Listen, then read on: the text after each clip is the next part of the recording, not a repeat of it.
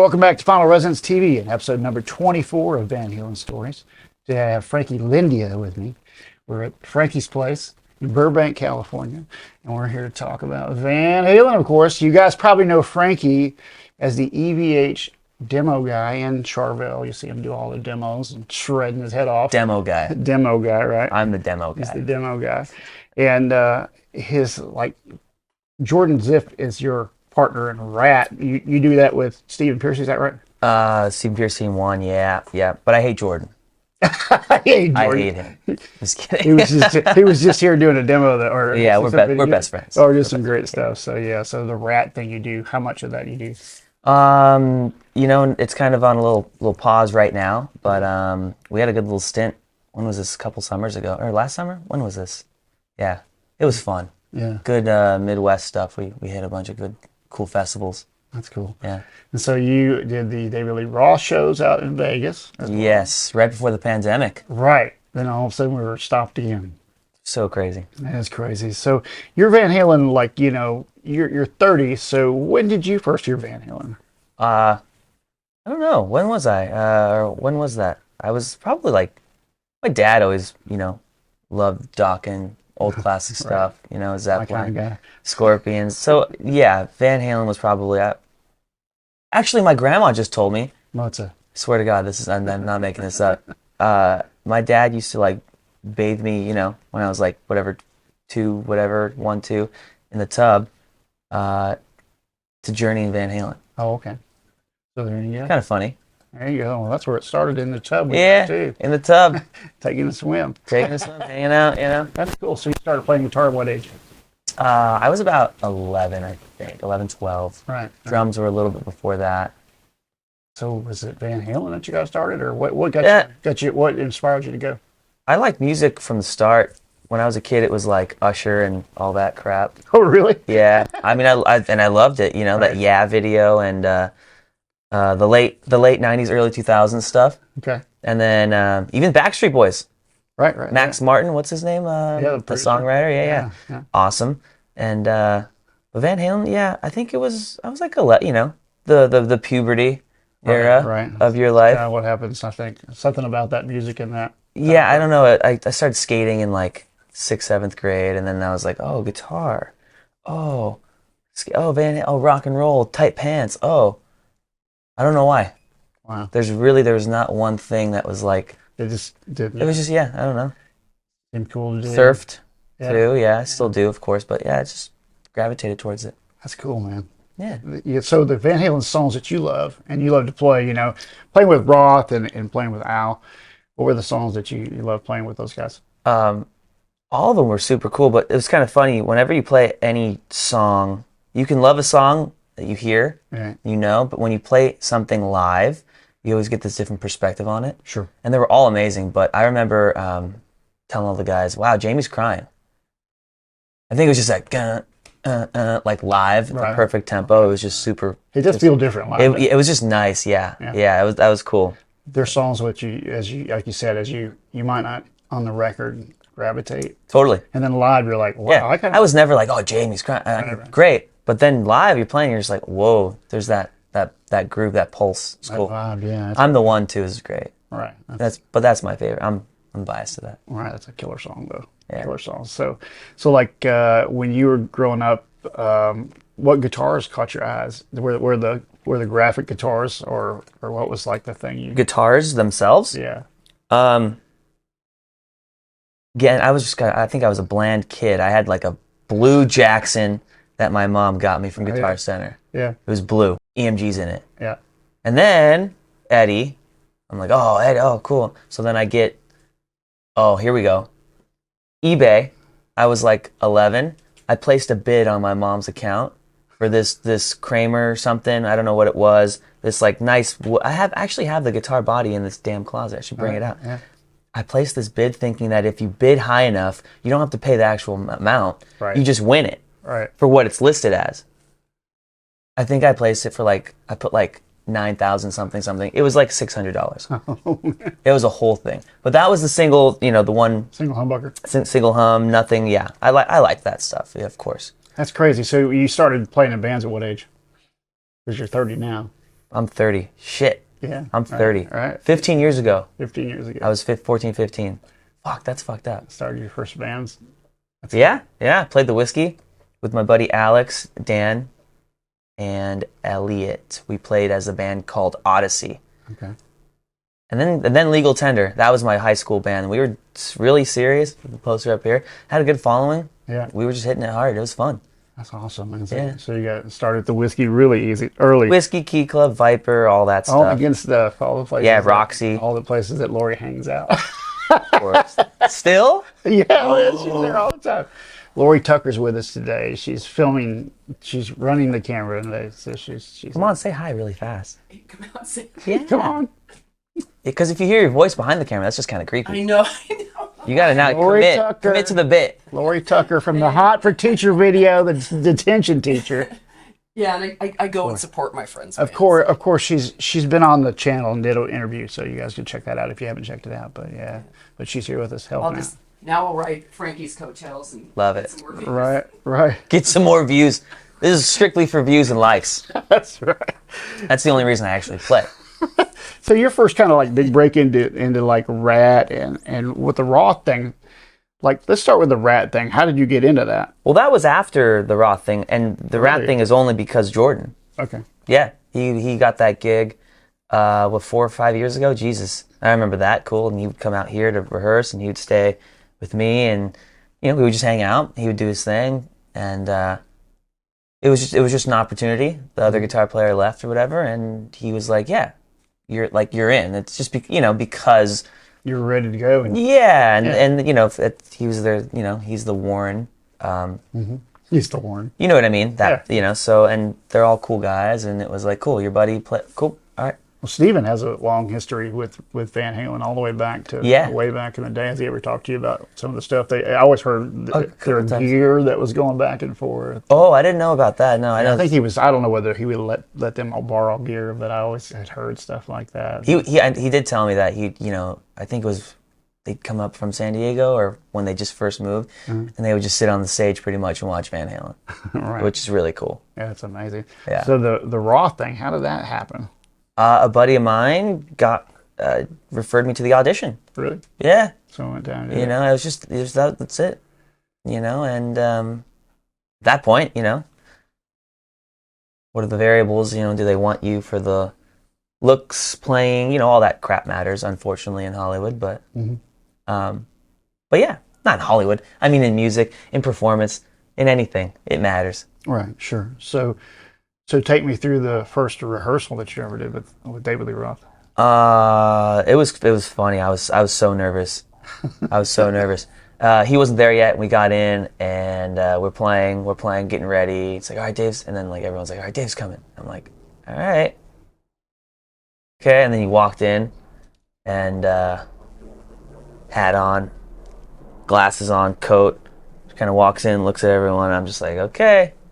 This is David Lee Roth. Oh shit! But it was cool. He was like, "Hey," he would come up, handshake, just like kind of like in your face.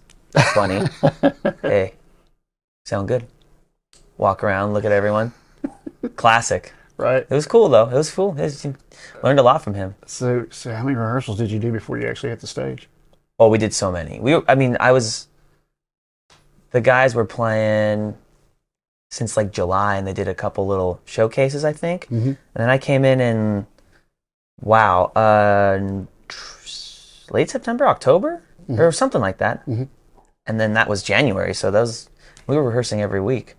Did you do it at his house, or did you? We were at the studio down here, yeah, off. Okay. What is it? Where were we? In Burbank. In North Hollywood. Okay. Yeah. One of the rehearsals halls, or something. Yeah. Yeah, I got you. Yeah. Mats or whatever. Mates. There's Mates. We were there. We were at a couple different places. Yeah. But yeah, it was just solid playing all the time with the guys. He'd come in.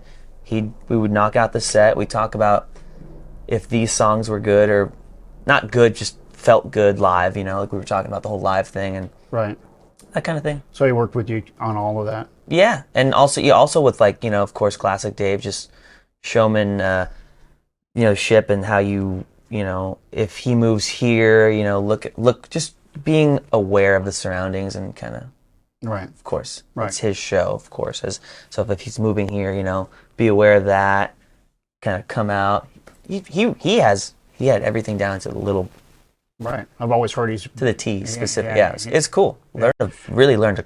I think that ton. people see him as like maybe not so not detailed like in that way, technical. So technical. Yeah, which is really odd because you don't see that in his personality. Like you don't really read that. That's Super specific and on it. Anything, whatever it is, to the T. wow.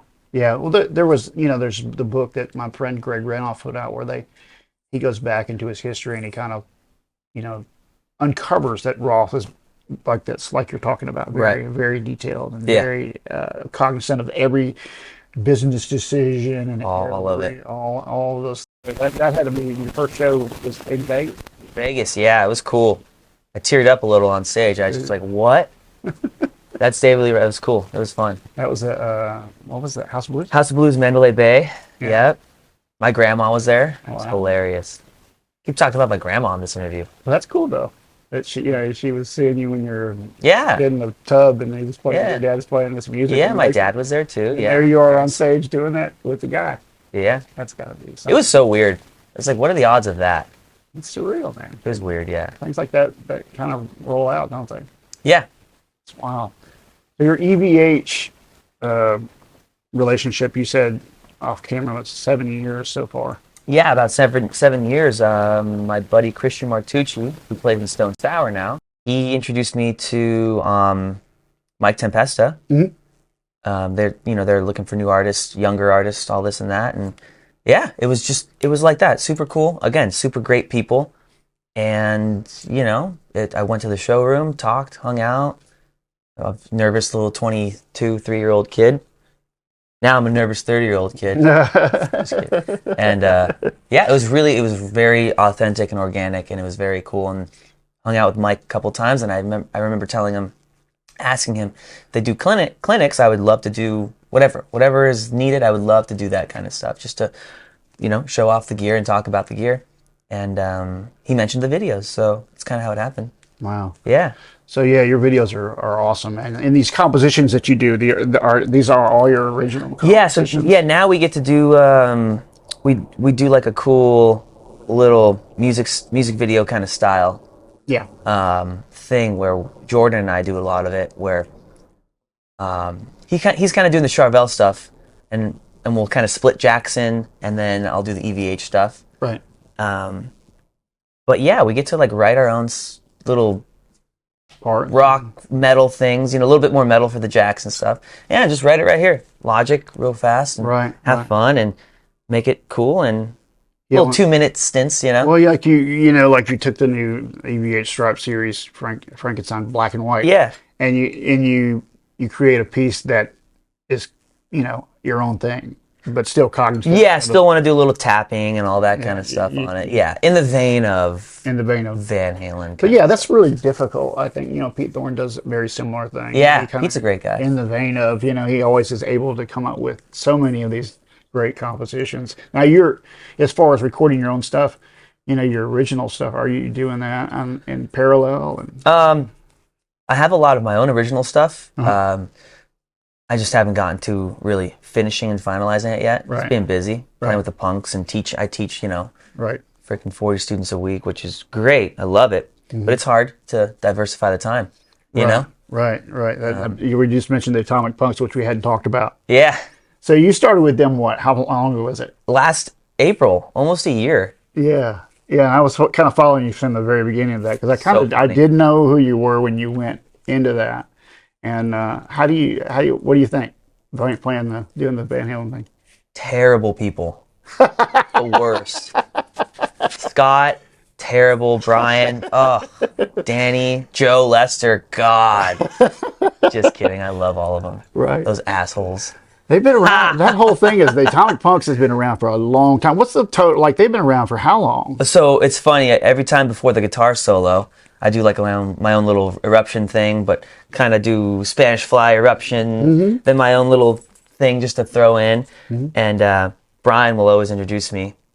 He's like, all right, well, Atomic Punks has been around for 29 years, and well, now I'm fucking 30. Jesus. Well, no, we're about the same. We're The band and I are both the same same age. age. But it's like, it was 29 and Frank's 29. And everyone just laughs. And then he goes like, he's like, yeah, Scott, he could be Scott's great grandson or something.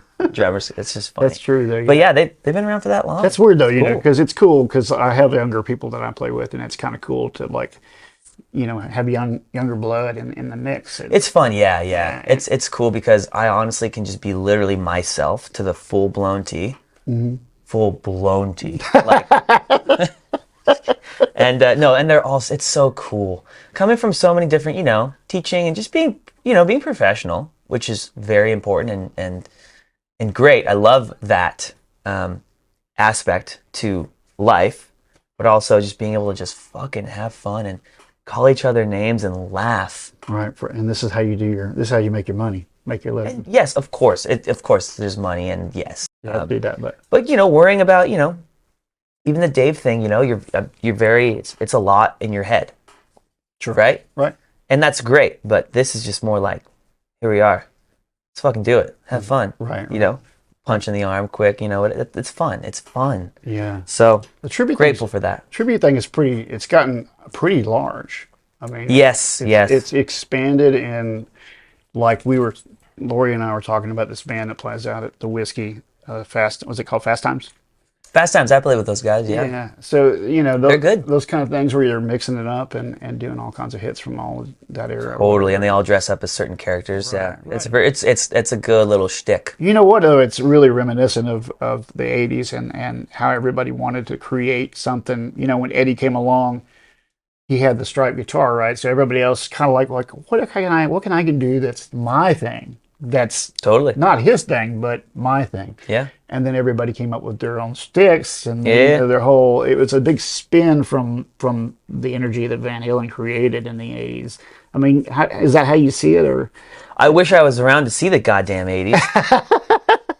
Right. Fuck. Everyone's always like, you're just born in the wrong fucking wrong time zone, dude. But you know, Time zone. But you know, like if you I mean, here's a good thing. You know Russ Parrish.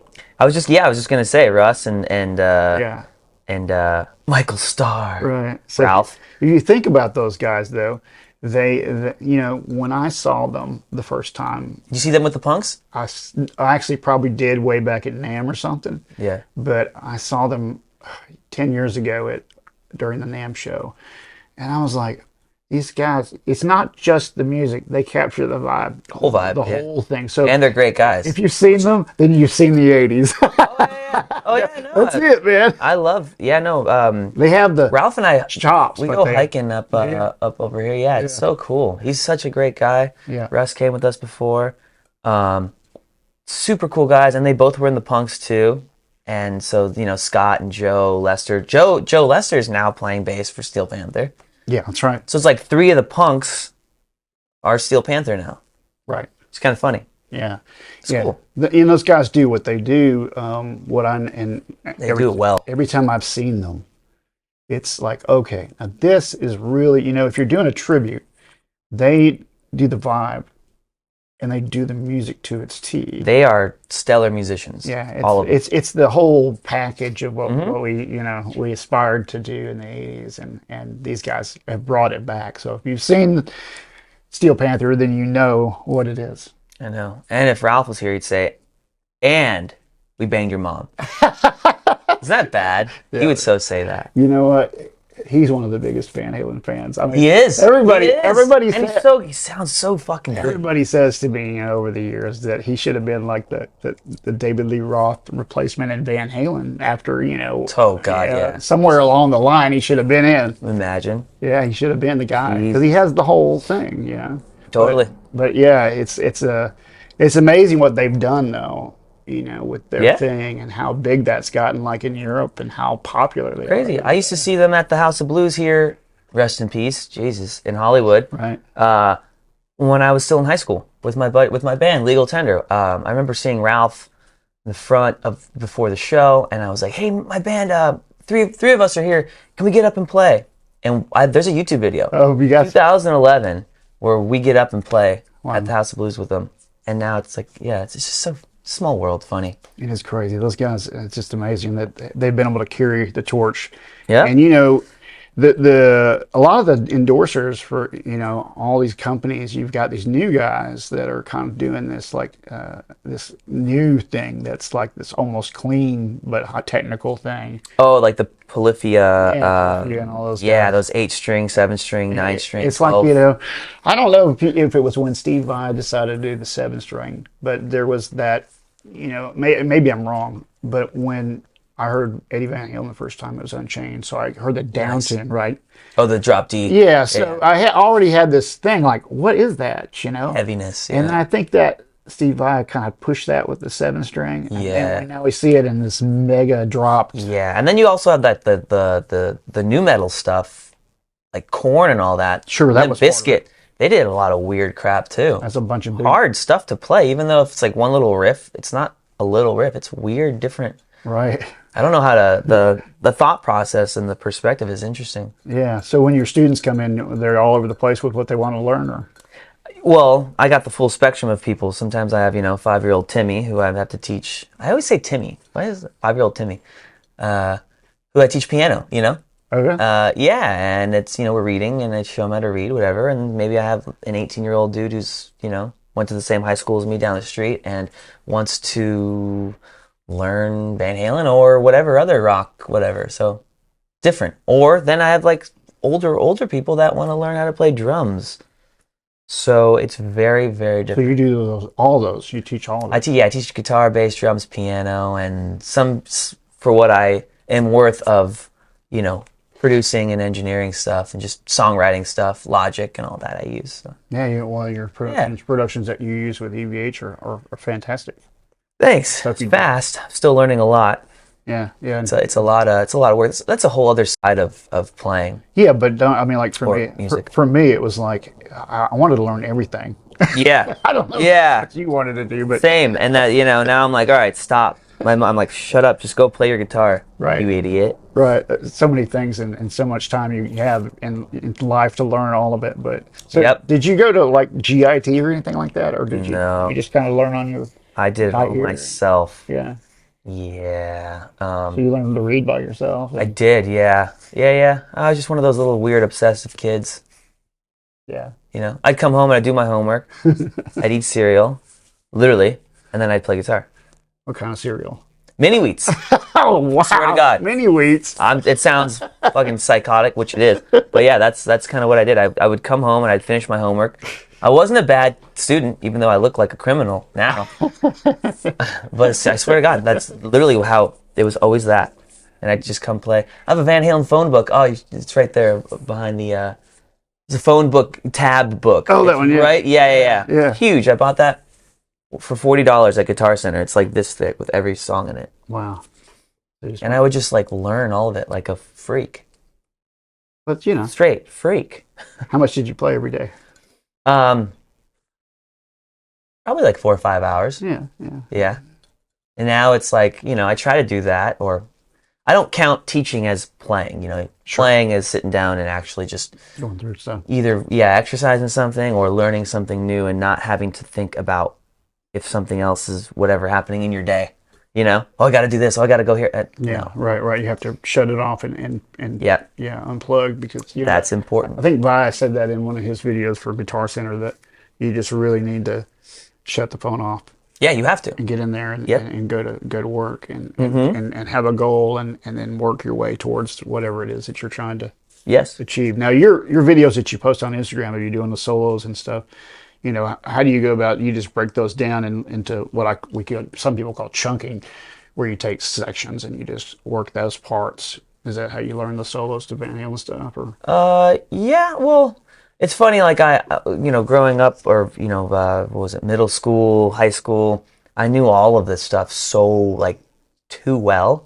And then I kind of stopped playing just Van Halen, which is good. Sure. And then I was in, my metal band and this band and that. And so I kind of got rusty on it. So, then with the Roth stuff, I was like, oh, crap, here we go. Cool. Let me revise it. And a lot of it was already there still. yeah, But yeah, I would just go through it. And then when you start playing for a certain amount of time, I feel like I don't try to be perfect with every little note. I want to kind of be able to play how I would play it, not in the sense of being lazy, but being more like, this is how I hear it, and allowing that to be okay for myself in a sense, you know? Sure. Well, you want to be accurate, but you also, Of course. you're feeding your own feel into it. Yeah, totally. That's one of those things I noticed too. Like if I was going to sit down and I'll learn the Hunter solo from Dokken one time. It's a great song. And I wanted to learn it note for note. So anyway, when I sat down to learn it, I realized watching other people, I was like, this is not how I would approach that lick. Right. That is not my Exactly. thing. So let me find it where I would do it. Exactly. And then you just kind of come up with your own Right. your own way of doing that. And that's there's a big difference with that and then saying like, I don't want to play it how it is. It's Right. not about that. It's Yeah, about, right. Because I do watch you just did Atomic Punk. You do a bunch of different solos. Yeah. Of course, I learned them all from you. You're my teacher. I love it. I watch what do you do. But I do that with a I'm lot. probably playing it wrong. No, but the gist of it is really close, and you're really close with Fun, it. it's cool. There's such energy in those. Van Halen 1, my favorite. So. Well, yeah, people out in the audience, we're not all guitar players, right?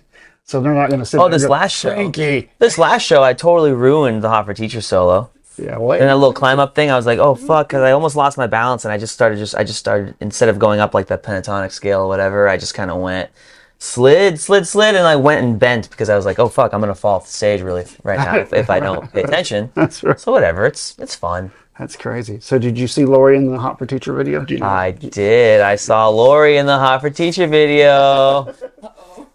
The detention teacher when she had to you beat up on Eddie Van Halen. Yeah. I love that. Right? And she had to discipline those poor boys. Push the kid down and got. The young kid, yeah, the young kid, right. That's funny. Yeah, and like I said, Eddie was on the floor. He was trying to trip me, like pretending he was going to trip me. And I had shoes like this. Did you notice Did you notice in the Hot for Teacher video when they're in the cell, that the band's in the cell with the little kids? Yeah. For a long time. So funny. For a long time, I didn't really take that in. And That's like a movie. That's like a whole thing. It's not even a video. Let's talk about your strap that you're having made by my buddy Lewis.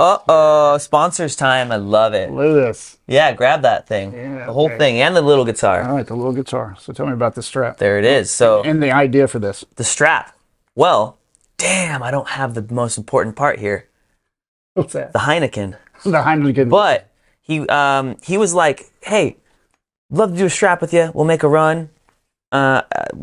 Whatever. Go to charity." And I was like, "Dude, let's just. Who cares? It would be great if people bought this, and if all of the, just went to, I don't know, some type of good cause. Haven't decided yet. But I'm thinking, what would be a cool strap? I like rivets. It's going to be a little narrower.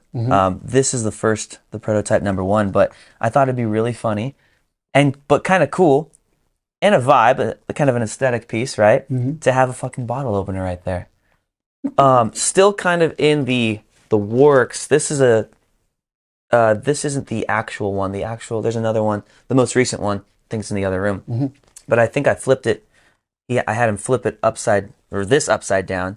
Just so you can actually open a beer or a bottle correctly to where it doesn't spill. Trying to find the right placement of it, but That's wild. But it's kind of cool, right? Right, it's cool. It's fun. So yeah, very grateful for that. Yeah. And Lewis and all that, man. He's a good guy. He's great. He's always on it. Yeah. So it's just nice, thick leather. Yeah. Good. Yeah, I didn't realize how great he was at all this tailoring and stuff. Really good, yeah. He's really good. And he's fast, and he's always on it. Yeah, he is. Driving, sending me fucking voice memos, telling me this. I'm like, dude, just call me back, or don't worry, just drive. He's on it so fast. That's right. I love it. I really respect it. So stoked on that. Yeah, man. So we were talking about the Tone Chaser book, and so you've gotten to that too, huh? Are you working on it like me? Yeah, I haven't actually started it yet. Oh, that's right over there. Yeah. I'm a little ways in, so it's fun. It's good to know some of the stuff and get behind the details. There was a new this whole last week I've been out in Pasadena trying to uncover things that I never knew, like the Destroyers, about where that was. I found where it was, or the sound chamber, and Oh, really? Dow radio, and all the things that Eddie would say, but we never knew about. Holy shit. You know, I found his immigration home this morning where he came over Really? and then lived for a couple years. They did a couple house jumps before they moved to Los Lunas. People Wow. don't know that, but there's a video I put together of that. So we're gonna. Wow, I Really never, nerdy. I never knew that. Yeah, well, that's That's great, why I'm man. after it, man. I'm trying to do that. So That's so cool. isn't that cool? Very cool. Yeah, that's really, you're one of those people like me who had found a way to make a living in this business. What would you say to any younger kids that are coming up, what they need to do if they want to do music for a living? Run away. Run away, right? Just kidding. Don't do it. Fucked up. Just starts with having to really love it. Right. You have to do it for the right reason, or else it'll Right. blow up in your face, I'm sure. Yeah. Right. So Yeah. and just you have to like I think there's 2 stages, 3. Who am I to say? I don't. Yeah, but But still, you have to love it and learn the craft, and then you have to kind of then once you're there at a certain threshold, it's like okay, and then you kind of get a little into the business of understanding what the hell's going on ish. Mm-hmm. Not to be some crazy Einstein about it, or you can, whatever, but then you have to balance those two. Mm-hmm. Right. So it's a lot, and then there's just the communication and networking that just kind of happens with the what do they call it, butterfly effect, or what's just how life happens and how you kind of present yourself, and so Sure. there's a bunch of variables like that. But I think those are the carrying yourself a certain way. That's true. A lot of people, like the most successful guy that I knew growing up, he had, I was telling Lori about this, like this ability beyond the guitar to communicate with people. Mm-hmm. And that was one of I call it his superpower, but it's really what allowed him to be with Alice Cooper or be on stage with Jeff Beck or any of these things that have happened to him. It's just that he's such a team player, Right. and such a good It's very important. partner that you can rely on. So important.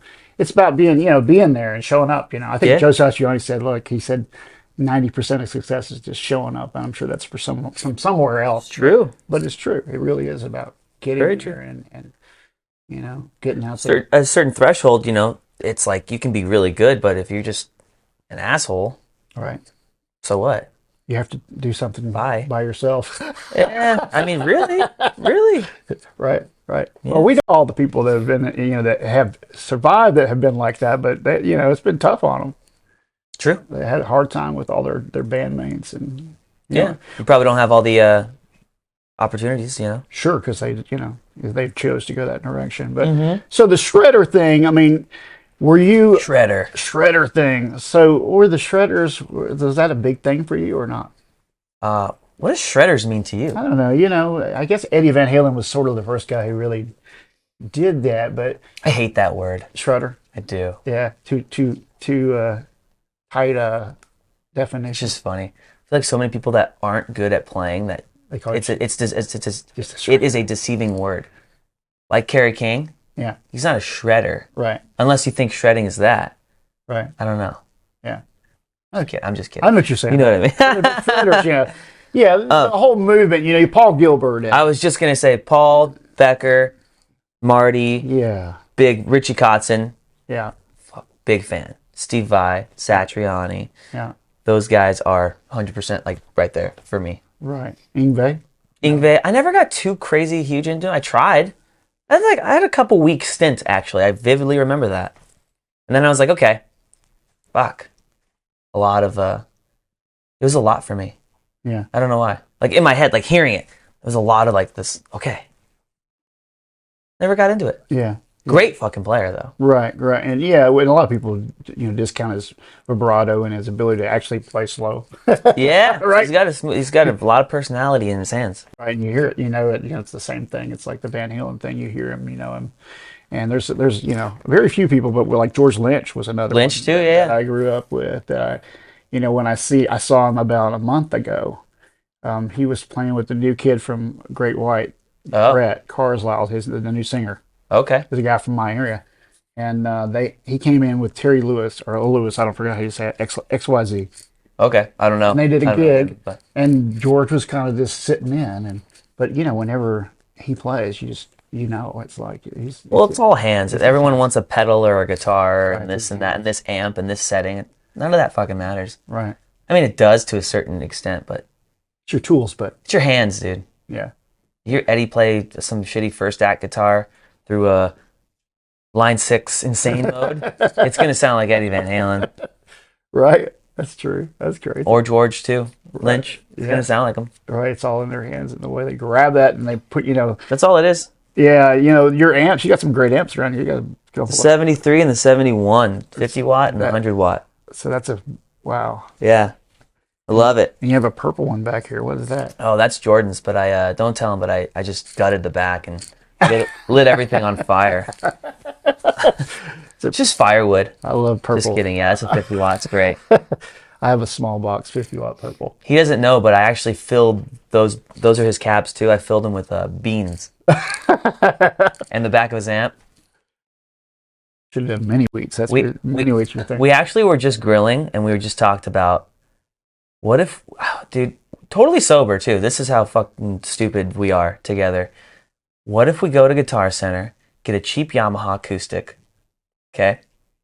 I think it's because we saw some Instagram video of this guy pouring beans into his computer and then calling a service guy to come and like fix it. And then you have to keep your demeanor. You're cool. Just like, and he opens it up and he's like, "Sir, what?" And he's like, "What? No, it's been work. I got off Craigslist."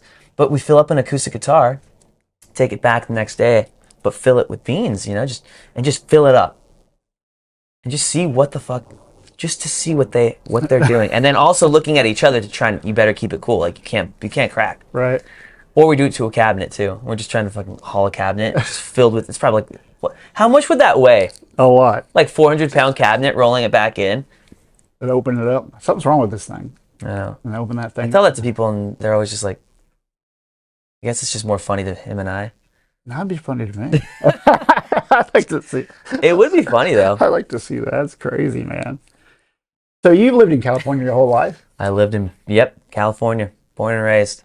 So you got to or my area. Have you ever been over to Alabama or anywhere? Have you been to Tennessee? You said Tennessee, and yes, a lot of Midwest stuff, Florida and all that. But I haven't played in Alabama yet. Yeah. It's cool though. Yeah, there's some places there to play. I like the Midwest and the East Coast and all that. It's fun. It's different. You'll have to come. Way more green.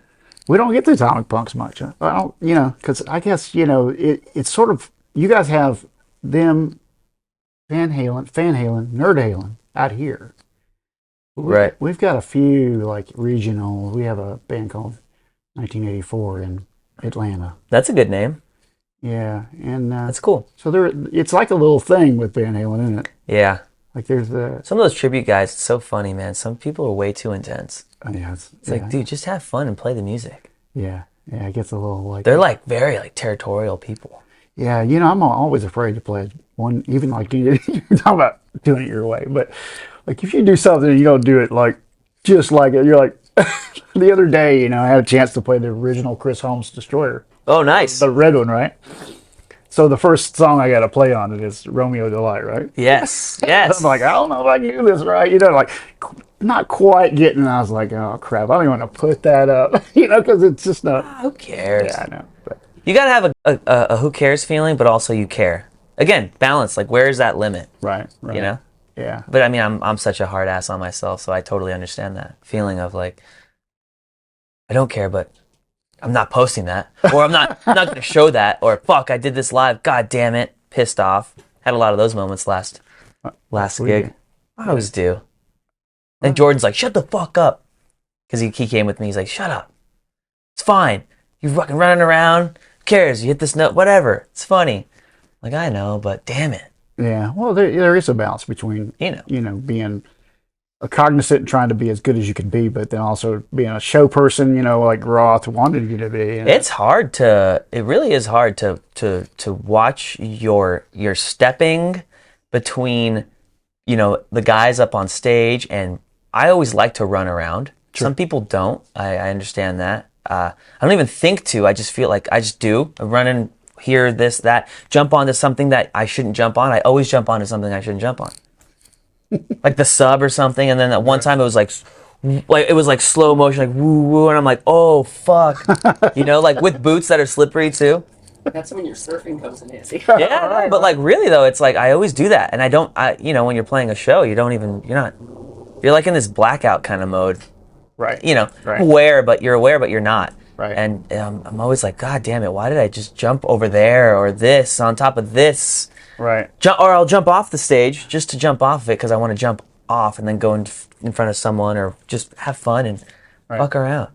But while you're trying to play Van Halen shit too, you're like, oh, Jesus Christ. Right. And not trying to break your neck, like you said. Either. Right. That's probably not a good idea. Or certain songs, like the Ice Cream Man solo, I have to put my foot up on the monitor or else I can't fucking play it right. Play the stretch. So I'm like, okay, timing. Yeah, man. Some of that stuff is, you can get, like with that, a lot of people do that with that because you got to get into that. Yeah. And so like when I'm sitting here going over something, Yeah. okay, that matters for like, that's like this, that's probably 15% of really what it is. Once you're like on stage, lights, dealing with lights, can't see this, dark, this, people on stage, it's like, dude, it's a whole like war zone. Yeah, that is a thing, right? Uh-huh. We always talk about this with my band. It's like when we bring somebody new in, it's like, the more you can be, whether it's with me acoustic during the week or wherever you got to be on stage under pressure is way better than in a room practice. Yeah. Because you're being, thrown into the fire because immediately that's what happens. It's huge, such a huge thing. Yeah, but Billy Sheehan says, what is it? He says 1 hour of stage time is equal to 10 hours of rehearsal room, is what he says. Probably, yeah. That's a good ratio. What do you think? I like that. That's what he says. But I think it's true. You're right. You get on stage, the lights are in your face, and everything's wrong. You can't One hear time right. I'd like, yeah. Oh, then the sound's bad, of course, and you're mad at that. Always mad, just kidding.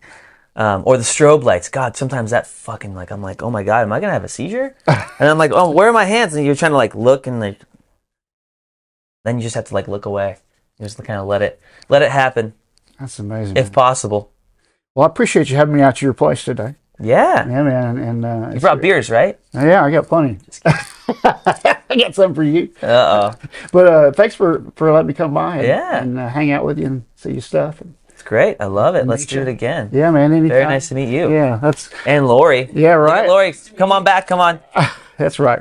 Van Halen she stories. is. Get her in there. Going. Get in. Sit right there. Perfect. All right. Hello. Hello. Van Halen stories. There it Number is. 24. 24. Rock Kobe. On. Rock on. That's right. I love that. That's cool though, right? Rock on. That's kind of rad. Love awesome. Kobe too. That's awesome, man. Thank Good you. stuff. Yeah. Thank you, brother. Thank you for having Was me. that? Thank